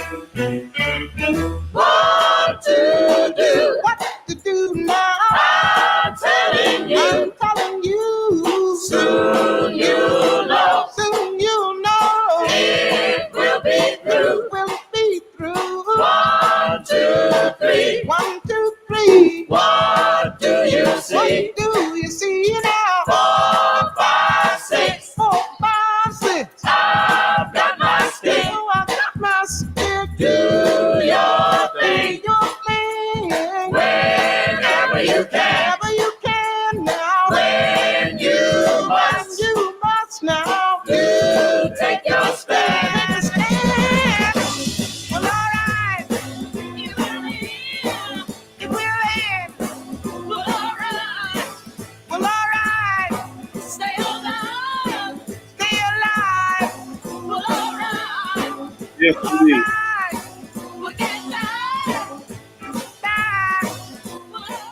Instructions from the high priestess of soul. Instructions. Music a sound called Revolution. Big tune. Thank you for drawing that one there, yeah. Big tune. I'm gonna have that on rotation. You know, I'm not really familiar with this song like this. Mm-hmm. Me and some old version at all. So thank you for introducing me to that. That's right. Mm-hmm. I feel like I'm a Neil Simone connoisseur. You just hit me with over the head with that one there. It's a sweet. So yes, you know, I was thinking of some of the, maybe some of them are even comical, but really in the spirit that we gathered here today in terms of remembering another one of the tools, the ancestral tools in our box, or maybe a few of them, you know, Mm-hmm. just to clarify some things. So hoodoo.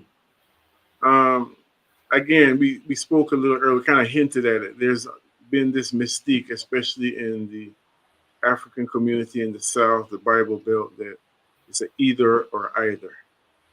You know, so hoodoo is contradictory to, you can't practice hoodoo and be a good Christian or be a good Muslim or be a good, you know, it's something different. Right. Yeah, I've heard all of that, but I was always taught, yeah, you can, you do both.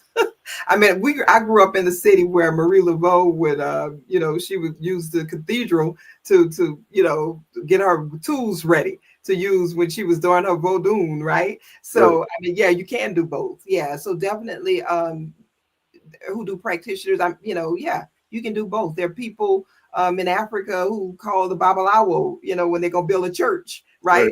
So yeah, I think that the idea is always to pull us away from, you know, anything that is going to empower us and for us to strip away, so that this white gaze, so that we can actually see that we're at war, right? And the war is not just a physical thing, it's a spiritual thing, right?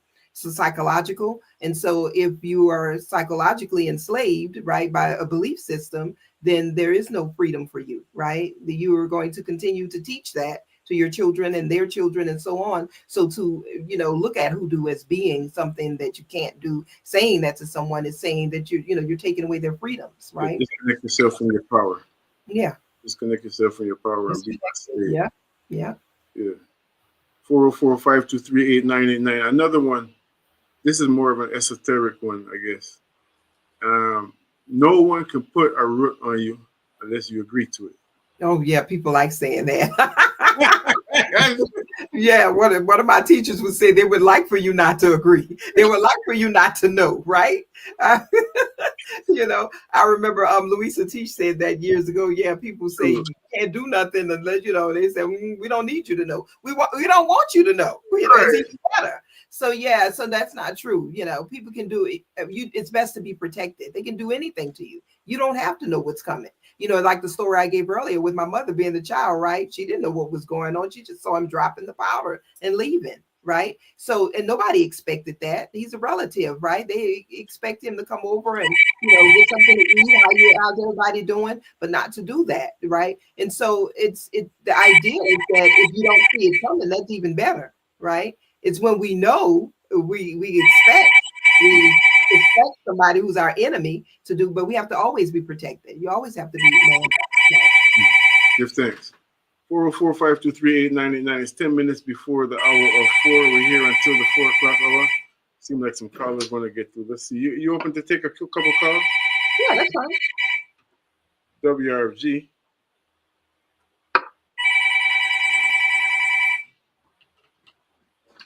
WRFG Radio. To let you know how much I'm enjoying what Sister has to say, the questions, the fact that I intend to give her book for my birthday, which is January 4th, how much I love the fact that she has fully embraced her Africanity. She's sitting there looking like a goddess. So all power to African women.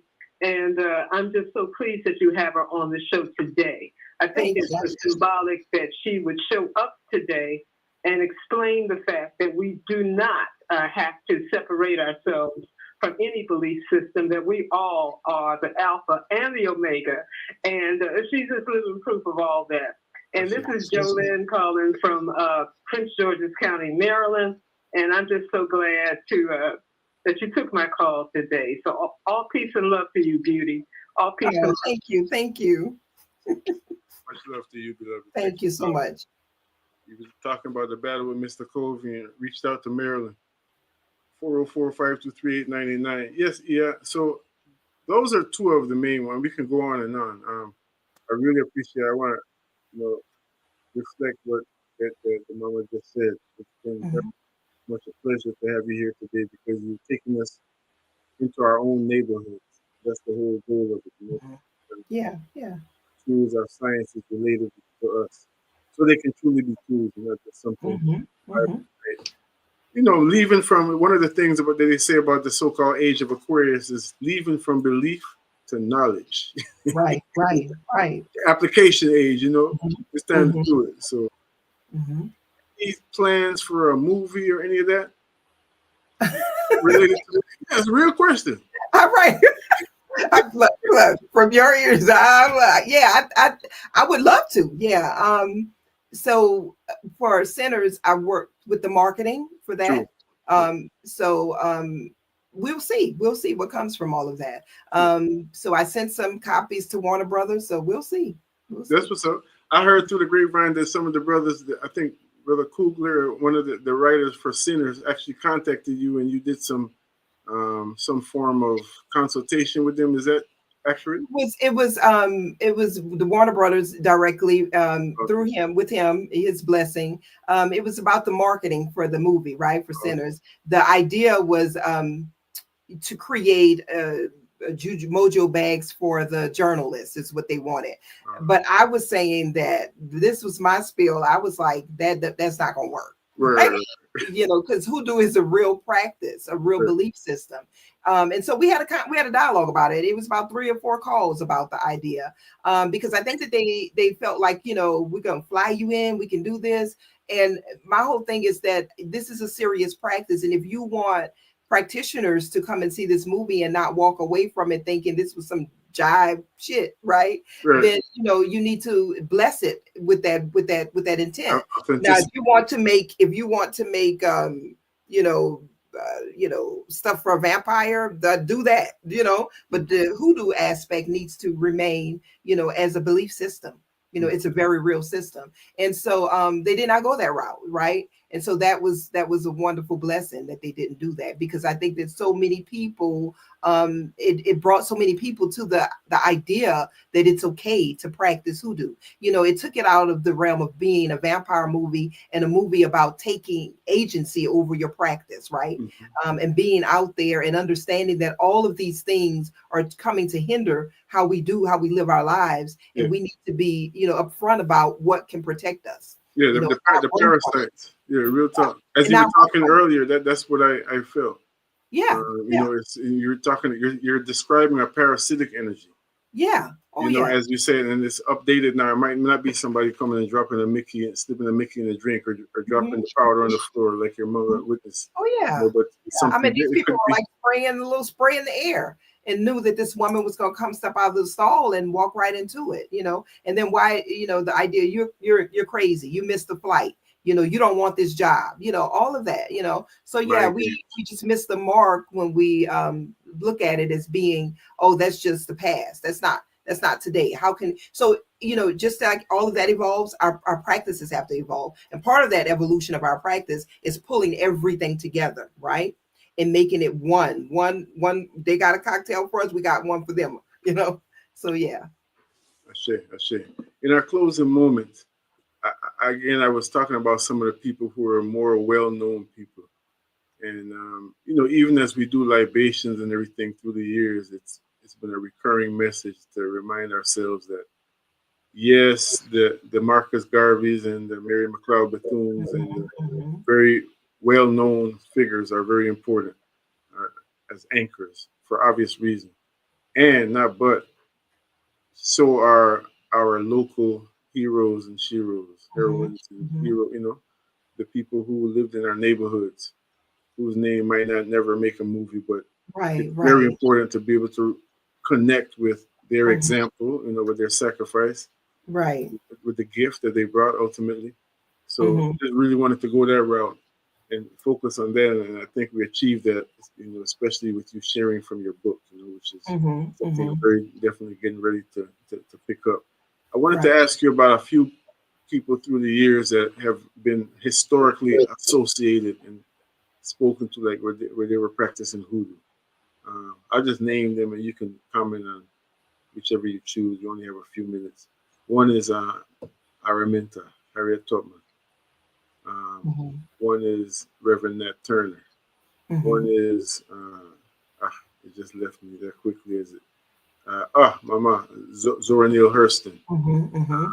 Yeah. Yeah. Yeah. Definitely. I think Muddy Harriet. Waters is another one. Yeah, Harriet Tubman definitely being a seer, right? This knowing, this knowledge of how to travel, what herbs to use, how to quiet those babies down, all of that becomes a part of our idea. And I talk about Harriet in the book as well. Definitely, and Nat Turner definitely is one that in workshops we do an altar setup for Nat Turner, right? And that understanding also about how to, empower us to get us to do this fight. All of these things. And Zora Neale Hurston, I mean, it is a given, right? The study, just the idea of going to study in these places and then going to New Orleans and studying a person like Mother Catherine Seals, right? Who I talk about in the book, this woman in the Ninth Ward who was having all of these issues, right? And went to this faith healer who was on, in the city, this white guy who came to the town. And he said to her, I don't cure Black people. I don't do that. And so when she went home, her idea was that, I'm going to pray, that if I'm healed from this, that I will open my own, church, right? And everybody's welcome. And she did that, right? And during this time, white people came, poor white people came, Native American people, everybody came, Black folk were there. The white people had to sit in the back because, because they wasn't sitting in the front. She didn't play that part, right? She wasn't that giving to them. But using things, being a person who took care of the community. And she was known for healing people during the time of, fevers and all of these sicknesses that were going on. You went to Mother Catherine, you got healed. Zora Neale Hurston went there, saw her, met her, and said that this woman is remarkable, right? And wrote about Mother Catherine Seals. During the time that Mother Catherine Seals passed, she had the biggest funeral in New Orleans, second line funeral, right? It was over 1,000 people showed up because they understood, the healing mechanism of this woman, how much she women and children, her place was called the innocent blood, right? She understood that, these children come through us, but they're not ours to own. We teach them to go out into the world and hopefully to make it better for ourselves and for themselves. Yeah, Mawiyah, thank you so much for joining us. We have 30 seconds remaining. Thank you so much for joining us. Thank you for having me. Thank you so much for having me. Definitely. It's been an honor. And I pray that after I read the book, we can have a follow-up conversation, maybe on the podcast or something. There's just so much there, and it's very invigorating. This is perfect timing, too, winter reading, winter reflection before we go into the spring again. So thank you for doing that and giving us that gift. Thank you for having me. Yes. Sure. Much love, family. Y'all stay tuned to yourself and your station for progressive information and handpicked quality music. We're going to leave you with our dear sister. Give her the last word. Check it out.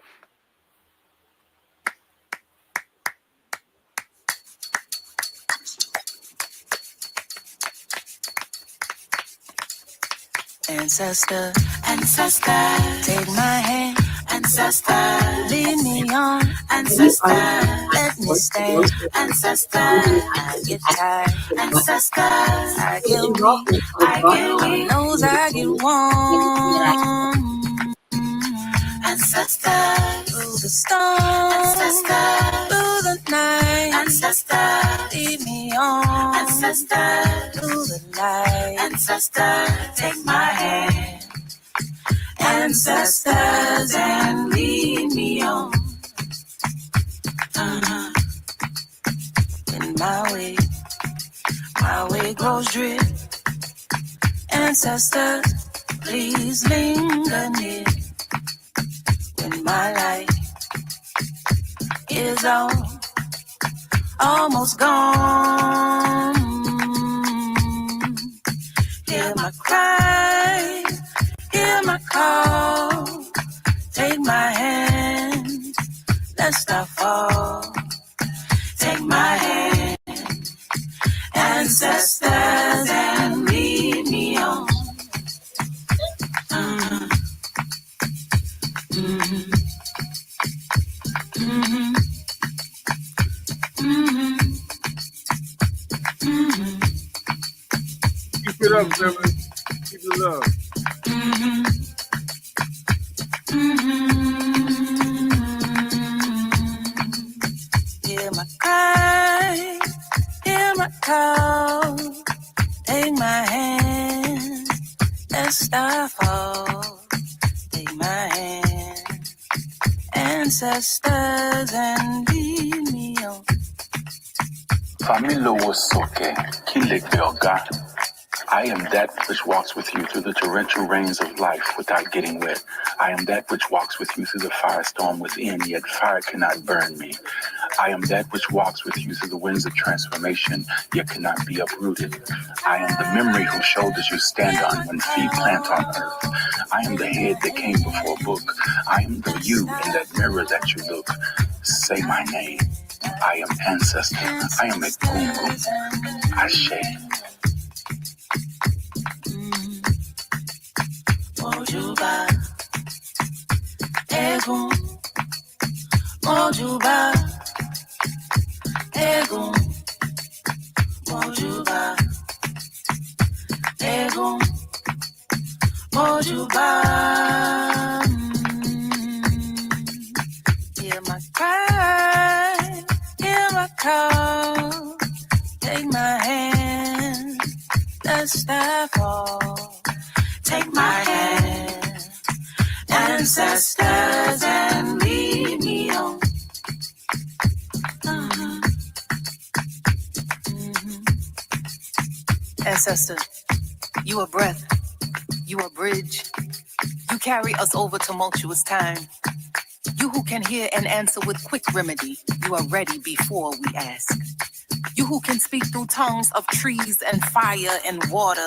This earth cannot hold you. We pound the ground and you appear, O ancient ones. You who can make lightning strike with the flick of a skirt. You who can make tornado turn with the spin and span of hips. Take us there, to the place of knowing, to the hall that leads to the doorway of you, O holy ones. You of the first light. You who know the potential of possibility pulsing in the dark. Deliver us unto our gifts. You who have sunlight in your fingertips, oh touch our drums. Make us hear the rising. Make us move a steady stump. A choir of voices so majestic. Heaven hides us in a tapestry of light. Oh, we are stars, blankets of wonder. Sky bright eyes seeing the invisible, visible. You who have returned. You have turned our faces so that we see ourselves. And we have found you again in places we would have never imagined. You make our limits infinitely long, our visions clearer with eyes closed, and even there, you still stand in full color, vibrant and eager to serve. Hear my cry, hear my call, take my hand, let's not fall. Take my hand, ancestors, and lead me on. Mm-hmm. Lead me on. Mm-hmm. And lead me on. Mm-hmm. And lead me on. Mm-hmm. And lead me on. The voice of our sister, Sonny Patterson. Adineke. Thanks for Mawiyah. Full name again, Mawiyah Kai EL-Jamah Bomani. She has done a whole lot of work in the cultural space thus far, and we pray that she's far from done, Again, I didn't get to read all of her bio, but there's so much that she does. I want to just share the last part of it. Again, we just paused at the fact that she's an 8th generation Egungun medium, a priestess of Oya in the Yoruba system of spirituality, where she is divinely addressed as Ianifa Fani Aboyade Amobola Bomani. She channels the knowledge of the former editor-in-chief of the Culture and African Traditional Spirituality Ezine, or Ezine, Oya Nsoro. Her professional honors include being a critical mass and literary award winner and a KAT artist residency recipient. She currently resides in Louisiana, where she continues to write and conduct her spiritual practice, offering services such as Orisha rituals, spiritual consultations, womb warrior woman workshops, house cleansings, essentials, and divinations in both the northern and southern regions of the state. Our current creative focus includes developing a middle grade series, the Cool Beans Ghost Hunter Society, designed to promote the inclusiveness of special needs heroines, and heroes in literature, as well as a collection of poetry inspired by Tara, including Dead Man Stew. Additionally, she hosts the podcast Fish Heads in Red Gravy, a platform dedicated to celebrating marginalized people within the esoteric and occult world. All right? Big time business. So support our sister. Check out her works. We'll put something in I neglected to get her website, so we'll put something in the description on YouTube and just share the love, right? Family, take care of yourself and take care of one another. We're gonna rule it.